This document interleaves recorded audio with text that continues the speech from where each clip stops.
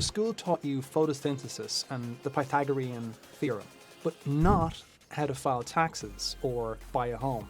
That wasn't by accident. You spent thousands of hours, years of your life in school, learning to memorize and obey. It's not much different than the road system they used years ago. But never did you once learn how to truly build wealth. And by the way, that was not an oversight. That was design. Before we start, I'm giving away my $197 Wealth Builders Toolkit free for a limited period. It's the exact system I use to manage my money and plan investments. So grab it while it's still free, link in the description, and let's dive straight in. Let's go back historically even to this. The education system that we're used to today in the West, this was created in Prussia, modern-day Germany essentially.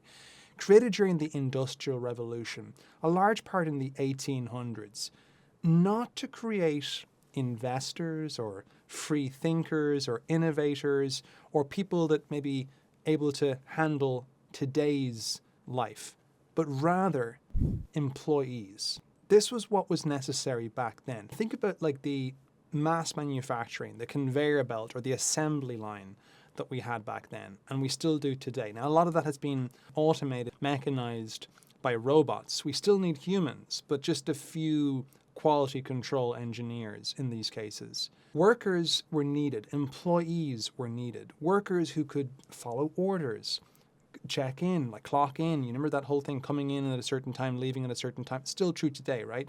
Clocking in and repeating repetitive tasks. My mother remembers when she had her first job, it was kind of like this, right? It was just doing this all day long. If you look at Charlie Chaplin in one of his movies as well, he kind of leaves his job and he's still doing this with his hands because that's what he was doing for so long that he can't stop doing that, right? It was these repetitive tasks. So these workers, that were being trained, they were not being trained to be people that would question the system itself, but rather those that would fit into it. So in the early 1900s in particular, like powerful industrialists, like people who were like John D. Rockefeller and other ones as well, they helped fund public education through the General Education Board. Their goal was not evil, let me be clear on this. It was pure efficiency. They needed millions of predictable workers for the new industrial economy. Much like today with ChatGPT and the information age, back then it was the assembly line, the production line. And a lot of the regular education still hasn't really kept up to pace since then. It's still kind of reflecting what was done under that Prussian system.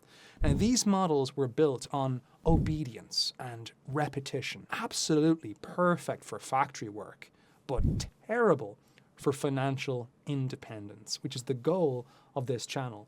So schools were teaching obedience, not ownership. Memorization, rote learning, not creativity. Grades over growth. And it worked. It totally worked. The world got factories, but it also got generations of financially dependent citizens, right? They were looking for their retirement or looking for their pension. They're brilliant at earning, but terrible at keeping. Now, it's true in the 1920s, 30s that there was a thrifty generation, even the 40s. But after then, with the required consumption through credit that was necessary to stave off a second depression, that led to just rampant consumerism. So very difficult in keeping. There's so many forces at work here, not necessarily evil, just the perfect constellation of events, right? So we're not looking at something deeper or anything like that. We're just reporting as is. This is positive, not normative, right? Just what actually happened. So think about it, right? Think about what happens today. You could graduate with a PhD even, doctoral degree like I did, and you never learn how to file your taxes. I'm embarrassed to say, when I first got my first job, I hadn't a clue about this. A lot of this was done for me while I was a student, right? And when I went to the US, where it's a lot more decentralized, the onus is on the individual, all of a sudden, filing taxes was a new way of being an adult.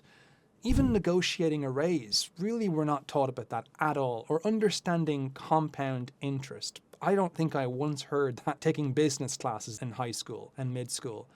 Yet all of us were forced to learn things like in chemistry or biology, like mitochondria's role as the powerhouse of the cell.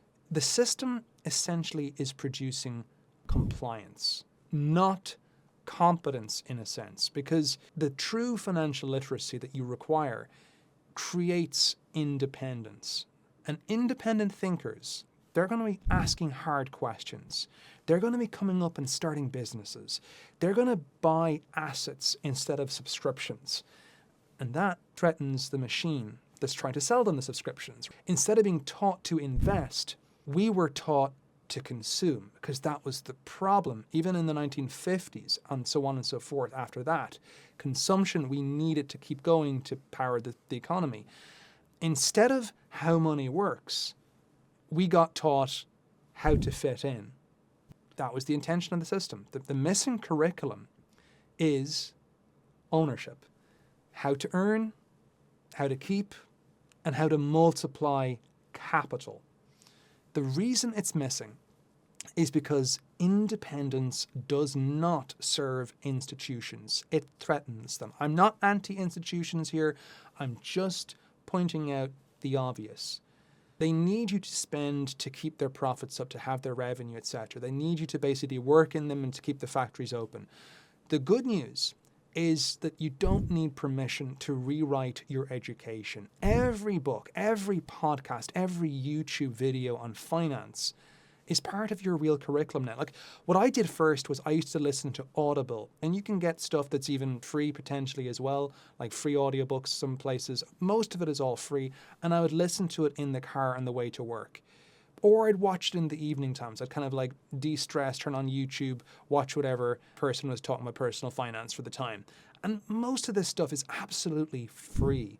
My father got this in terms of free education. I mean, his education, he didn't even finish high school, but yet he ended up as a university professor years later. So you can get a lot of free education. In his case, it was the wheelbarrow, going down to the public library with his wheelbarrow, coming back with lots and lots of books and just swallowing books, right, to the point at which he could remember everything. It was just a brilliant mind. There's a really good quote actually by Matt Damon's character Will in Good Will Hunting, where he's in the bar scene. If you haven't seen that, I recommend it. But at the end of the day, he's kind of using a pejorative about Harvard University. He's saying, you dropped 150 grand on an education you could have got for $1.50 in late charges at the public library.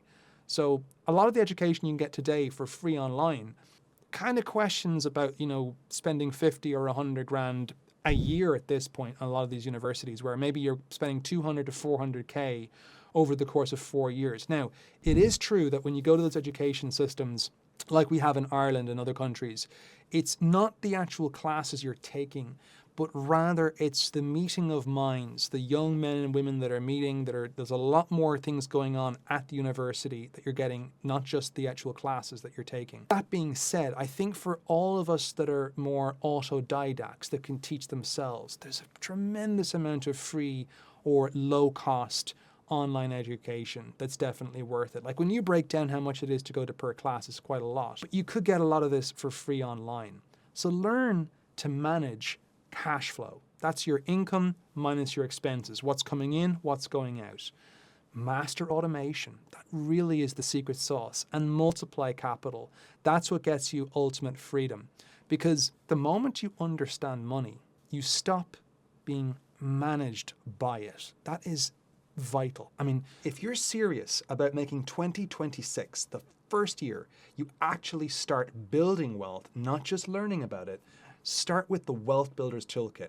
It's my $197 system for tracking money, automating saving, and planning your first property. I'm giving it away free for a limited period. So click the link in the description to grab it while it's still available. You can rewrite your education in just 6 months. If you master personal finance, it doesn't take years to master it. If you master investing, just the basics, just a few little things, maybe it's stocks, maybe it's real estate, you don't need to go the whole 9 yards with cryptocurrencies and, different asset classes and trying to be an algorithmic trader. We're not saying the whole 9 yards, just enough to get by. Even leverage, right? Just the fundamentals of leverage. You can totally do this. And by the way, I built a completely free guide that condenses the lessons that school forgot. I just love giving back. I'm an educator by my job, and I love educating online for free. It's the first chapter of the financial education, that's how I think about it, that we all should have received before we took out student loans, before we had that burnout when we were working, before the regret of, oh, I shoulda, woulda, coulda, right? Like, I've had regret. I'm sure we all have regret at a certain point of life. If you haven't had regret, then, sign me up.